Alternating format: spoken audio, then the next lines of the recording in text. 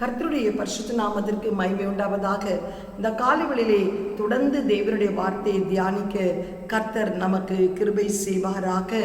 இதோ லூக்கா 12:35 படி உன் விளக்கு எரிவதாக.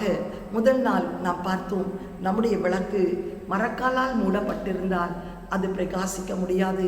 கட்டிலின் கீழ் இருந்தாலும் அது வெளிச்சம் தர முடியாது.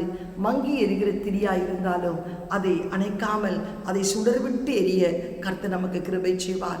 இந்த வேளையிலே கூட சத்ரு பல விதத்திலே நமக்கு சோர்வுகளை தந்து நம் விளக்கு எரியாத பட்சத்திலே இருள் அடையும்படி செய்வான். மீகா 7ஆம் அதிகாரம் கர்த்தருக்கு ஸ்தோத்திரம் உண்டாவதாக 8ஆம் வசனத்திலிருந்து வாசிக்கும் போது, என் சத்துருவே எனக்கு விரோதமாய் சந்தோஷப்படாதே, நான் விழுந்தாலும் எழுந்திருப்பேன், நான் இருளிலே உட்கார்ந்தால் கர்த்தர் எனக்கு வெளிச்சமாய் இருப்பார். இன்றைக்கு சத்ருவை பார்த்து நாம் என்ன சொல்லணும் தெரியுமா? சத்ருவே, நான் விழுந்தாலும் எழுந்திருப்பேன், நான் எனக்கு விரோதமாய் நீ சந்தோஷப்படாதே, நான் விழுந்துட்டேன்னு சந்தோஷப்படாதே. விழுந்து போன தாவீதின் கூடாரத்தை திரும்ப எடுத்து அதன் ஸ்தானத்தில் திறப்பிலே வைக்கிற தேவன் என்னோடு கூட வெளிச்சமாய் இருக்கிறார். எனக்கு விரோதமாய் நீ சந்தோஷப்படாதே. சத்ரு உங்களை விழுத்தும் போது நீங்கள் சொல்ல வேண்டிய ஒரு வார்த்தை, கர்த்தருக்கு ஸ்தோத்திரம், சந்தோஷப்படாதே, நான் விழுந்தாலும் எழுந்திருப்பேன், நான் இருளிலே இருந்தாலும் என் தேவன் என்னை வெளிச்சத்திலே கொண்டு வந்து நிறுத்துவார் என்று சத்ருவுக்கு சவால் விட வேண்டும். அப்படியே அந்த இருள் கவிக்கொள்ளும் போது நாம் அந்த இருளிலே படுத்து விடக்கூடாது. நான் கர்த்தருக்கு விரோதமாக பாவம் செய்தேன், அவர் எனக்காக வழக்காடி என் நியாயத்தை விசாரிக்க மட்டும் அவருடைய கோபத்தை சுமப்பேன், அவர் என்னை வெளிச்சத்திலே கொண்டு வருவார், அவருடைய நீதியை பார்ப்பேன். உன் தேவனாகிய கர்த்தர் எங்கே என்று என்னோடு சொல்லுகிற என் சத்ருவானவன் அதை பார்க்கும்போது வெட்கம் அவனை மூடும், என் கண்கள் அவனை காணும், என் வீதிகளை சேற்றை போல் மிதிக்கப்படுவான். ஹல்லேலூயா, கர்த்தருக்கு ஸ்தோத்திரம் உண்டாவதாக. அவர் என்னை வெளிச்சத்தில் கொண்டு வருவார், அவருடைய நீதியை நான் பார்ப்பேன். தாவீது பாவத்திலே விழுந்த போது கூட தாவீது எழும்பி ஆண்டவரிடத்தில் சொல்லுகிறான், ஆண்டவரே, என்னுடைய ரட்சணத்தின் சந்தோஷத்தினால் திரும்ப நிறுத்தும், உற்சாகமான ஆவி எனக்கு தாரும், ஈசோப்பினால் என்னை சுத்திகரியும். சத்ரு எவ்வளவு சந்தோஷப்பட்டிருப்பான், இவர் ஒரு ராஜா, இவர் விழுந்து போய்விட்டார் என்று சொல்லி. ஆனால் அவனோ இருளிலே இருந்த என்னை கர்த்தர் வெளிச்சத்திலே கொண்டு வந்து நிறுத்துவார், நறுங்குண்ட ஆவிக்கு அவர் சமீபமாய் இருக்கிறார் என்று அந்த சங்கீதம் 51 அறிக்கையிட கர்த்தர் அவனை வெளிச்சத்தில் கொண்டு வந்து நிறுத்தினார். அது மாத்திரமல்ல, அவருக்கு நீதியை செய்யும்படி கர்த்தர் கிருபை பாராட்டினார். அதே பத்செபாள் மூலமாய் ஒரு ஆசீர்வதிக்கப்பட்ட சாலமோனை பெற்றெடுக்க, ஆலயம் கட்ட கர்த்தருடைய மகிமை வெளியரங்கமாக கர்த்தர் கிரியை செய்தார். ஆம், எனக்கு பிரியமானவர்களே, இன்றைக்கு எத்தனையோ ரூபத்திலே சத்ரு உனக்கு விரோதமாய் எழும்பினால் நீ சத்ருவை பார்த்து சொல், சந்தோஷப்படாதே, நான் விழுந்தாலும் எழுந்திருப்பேன், இருளிலே இருக்கிற என்னை கர்த்தர் வெளிச்சத்திலே கொண்டு வந்து நிறுத்துவார். நீ ஆண்டவருடைய வெளிச்சத்தின் பிள்ளை. நீ ஆண்டவரை நீ நோக்கி கூப்பிடும் போது அவர் தாவீதை எப்படி அந்த வெளிச்சத்திலே கொண்டு வந்து நிறுத்தினாரோ உன்னையும் நிறுத்துவார். நீ அந்த பாவத்தை மறைக்காமல் அறிக்கையிட்டு விட்டுவிடும் போது தேவனத்தில் இரக்கம் என்ற வெளிச்சத்தை நீ பெறுவாய்.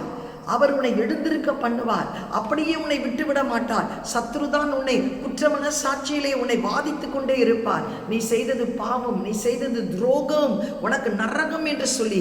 ஆனால் நீ எப்பொழுது அந்த பாவத்தை அறிக்கையிடுவாயோ, அதை விட்டு விடுவாயோ, தேவனிடத்தில் நீ இரக்கத்தை பெறுவாய், இரக்கத்தை பெறுவார். அவர் உன்னை தூக்கி நிறுத்துவார். சத்ரு வெட்கப்பட்டு போகத்தக்கதாக அவர் உன்னை பெரிய ஸ்தானத்திலே கொண்டு வந்து நிறுத்துவார். எனக்கு அருமையானவர்களே, இன்றைக்கு ஏதோ ஒரு பாவம் செய்துவிட்டு நீ வேதனையோடு காணப்படுகிறாயா? அந்த பாவம் உன்னை உரித்து கொண்டே இருக்கிறதா? அதிலிருந்து வெளியே வர வேண்டும் என்ற ஒரு யோசனை உனக்கு இருந்தாலும் அந்த யோசனையை பிசாசான அபத்தமாக்கி உன்னை எழும்ப முடியாதபடிக்கு உன்னை அவன் இன்றைக்கு கர்த்தருக்கு ஸ்தோத்திரம் உண்டாவதாக உன்னை அலக்கழித்து கொண்டிருக்கிறானா? இந்த காலவெளியிலே அவனை பார்த்து சொல், சத்ருவே, அதனால் உன்னால் ஆலயத்துக்கு வர முடியாதபடி நீ காணப்படுகிறாயா? செபிக்க முடியாதபடி காணப்படுகிறாயா? விடுதலையோடு பாடி ஆராதிக்க முடியாதபடி கட்டுண்டவனாய் காணப்படுகிறாயா? வேதம் வாசிக்க முடியாத ஒரு சூழ்நிலை காணப்படுகிறதா? யாரோடும் சேர்ந்து சந்தோஷமாய் இருக்க முடியாதபடி ஒரு சூழ்நிலை இன்றைக்கு வேறுபட்டு இருக்கிறதா? இன்றைக்கு சத்ருவை பார்த்து சொல், சத்ருவே, நீ சந்தோஷப்படாதே, நான் விழுந்தாலும் நான் எழுந்திருப்பேன். சவால் விடு. கர்த்தருக்கு ஸ்தோத்திரம். அவர் என்னை எழுந்திருக்க பண்ணுவார். அவர் அவருடைய நீதியை எனக்கு காண்பிப்பார். என்னுடைய இருளை அவர் வெளிச்சமாக்குவார். இந்த கால வேளையிலே கூட இப்படிப்பட்ட ஒரு சூழ்நிலையிலே சத்ருவனை தள்ளி வைத்திருந்தார். இன்றைக்கு எழும்பு, உன் தூசியை உதறிவிட்டு எழும்பு. விருது சேதனம் இல்லாதவன் அசுத்தனும் உனத்தில் பிரவேசிப்பதில்லை. உன் கழுத்தில் உள்ள கட்டுகளை அகற்று. உன்னை கர்த்தர் அலங்காரமான வஸ்திரத்தினால் உடுத்து வைக்க வல்லமை உள்ளவராயிருக்கிறார். கண்களை மூடி ஜெபிப்போமா? எங்களை அதிகமாய் நேசிக்கிற நல்ல தகப்பனே, பல விதத்திலே சத்ரு எங்களுக்கு விரோதமாய் எழும்பி, ஆண்டவரே அப்பா, நாங்கள் இருளிலே நடக்கும்படி, ஆண்டவரே ஏதோ ஒரு சூழ்நிலையிலே செய்த தவறுக்காக, ஆண்டவரே நாங்கள் இருளிலேயே ஜீவிக்க வேண்டும் என்று எத்தனைப்படுகிற நாட்களிலே அப்பா, நீர் எங்களுக்கு கொடுத்தது நல்ல ரேமா வார்த்தைக்காய் ஸ்தோத்திரம்.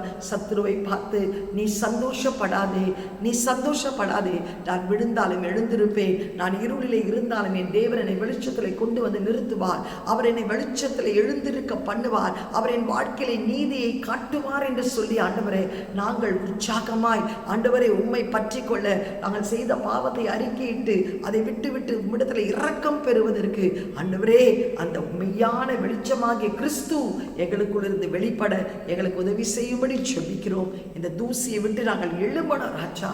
ஆண்டவரே எங்களுக்குள்ள இருக்கிற அக்கினி எரிய வேண்டுமானால், எங்களுக்குள்ள இருக்கிற அந்த தூசி, ஆண்டவரே அந்த சாம்பல் எரியப்பட வேண்டும். ஆண்டவரே அந்த சாம்பல் எடுத்து போட்டால் தான் விளக்கு எரியும். ஆண்டவரே நீர் எங்களோடு கூட இருந்து எங்களை வழிநடத்தும். உடைய கிருபைக்குள்ளாய் மூடிக்கொள்ளும். சத்துருவுக்கு இடங்கூடாதபடிக்கு ராஜா, எல்லா மனுஷரையும் பிரகாசிக்கிற மெய்யான வெளிச்சமாகி கிறிஸ்துவின் வெளிச்சம் எங்களுக்குள் எரிய உதவி செய்யும். இயேசுவின் மூலம் நல்ல பிதாவே, ஆமேன். அல்லேலூயா. God bless you. Praise the Lord.